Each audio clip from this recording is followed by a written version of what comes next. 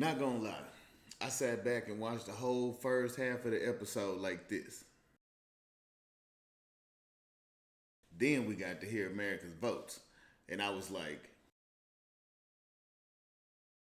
then I realized there was a possibility that Andrina was going to be sent home. And I was like, Love Island Season 7, Episode 27. Let's talk about it.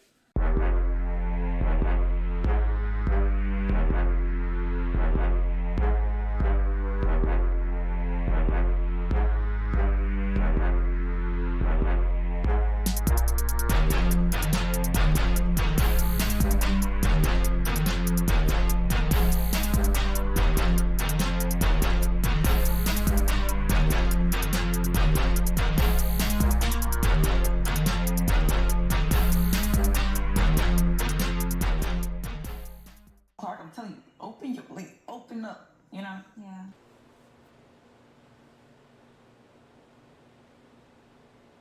You serious? Serious right now? Clark needs to open her eyes? Get real. I truly don't understand why anybody's treating Clark like this. I mean, she has a real connection. It's plain to me to see that her and Taylor have a real connection. And him and Olandria never had that. Yeah, I don't know. To be honest, I'm starting to believe that Olandria has some stuff to figure out within. In my opinion, Olandria is dragging herself down by not finding a real connection, and Shelly's dragging herself down by just being in a connection with Ace. We see Amaya and Zach talk, and I mean, I love Amaya to death. But as she gets more angry, the less she lets anybody else talk.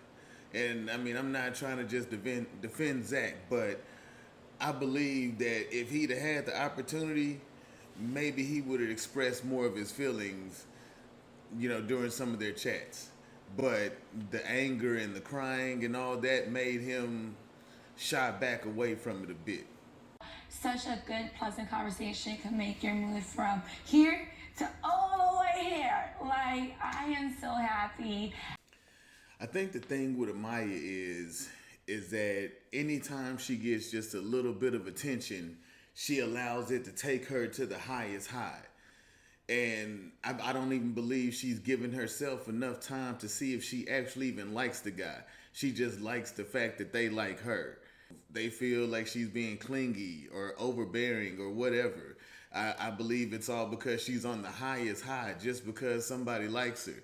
And I believe if she can fix that and just find some kind of common medium between her low and her high highs,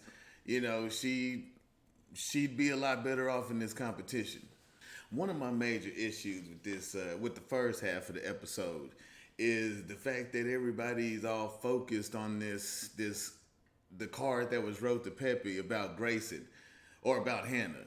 And I don't understand why Grayson is taking it so personal. Like, it didn't seem like it was that big of a shot for her to be so hurt. I don't know, maybe it's just me. But, in the episode, we find out that Hannah was the one that wrote it. And, I mean, there's no telling how they would treat her if they found that out. But I don't know. I need somebody to explain to me what is the big point. Like, it was a simple question. Like, we can clearly see he's still thinking about Hannah. So what was wrong with the card? So Pepe talks to Grayson, and honestly, I want to be like, poor Grayson. But really, was this even warranted? So what's coming? So easy to read. Did he ever give her any inkling that he really, really liked her? Or, I mean, they really haven't been together that long. So, it's kind of like poor Grayson, but it's kind of like you should have seen it coming. So then we get to America's votes. And I tell you, the claps I clapped when Pepe and Chris was in the top two. I mean, that's all I wanted. I wanted Pepe and Chris in the top two, and I wanted Ace at the bottom. Like, just so the villa can get a view of what we think about Ace. I'm telling you, watching him walk step by step down to the bottom, it was so satisfying. The look on Ace's face once he got down to the bottom too was if somebody told him all short people move to the front. I really hope that Ace can do some reflecting and understand that what he thinks he's showing America is not what he's actually showing. And hopefully the girls understand too. Maybe they'll stop looking at Ace like he's the king of the villa. Now, I'm not one of those hoodinators by any means necessary, but I was extremely happy to see that y'all put Huda above Shelly and that most genuine. That made me ecstatic. And once again, on the girl side, that's really all I wanted to see. I wanted to see Huda be placed above Shelly. And don't get me wrong, I don't hate Shelly. My only problem with Shelly is the way she treated Huda and the fact that she's with Ace. Then we get to the couple you will most want to go on a vacation with. Now, I don't know why Shelly and Ace walked themselves up there where they did. I mean, knowing after what happened the past few times you walked up there, but it was satisfying to watch them walk that walk all the way down to number 8.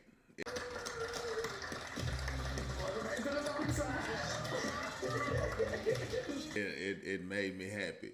And like I said, hopefully there's some reflection that comes from this. To understand that y'all are not America's couple. I mean, not to say that you can't be, but what you're portraying right now, not it. Not it at all. It also makes me wonder, like with America voting Amaya and Zach as who they would most want to go on a vacation with, I wonder did that maybe mend Zach and Amaya's relationship a little bit? Hey, do they see that maybe they could get along if they can get past their differences? Something to see in the future. All right, so now we get to the good part. The main show, if you will. Favorite boy, favorite girl, votes from America.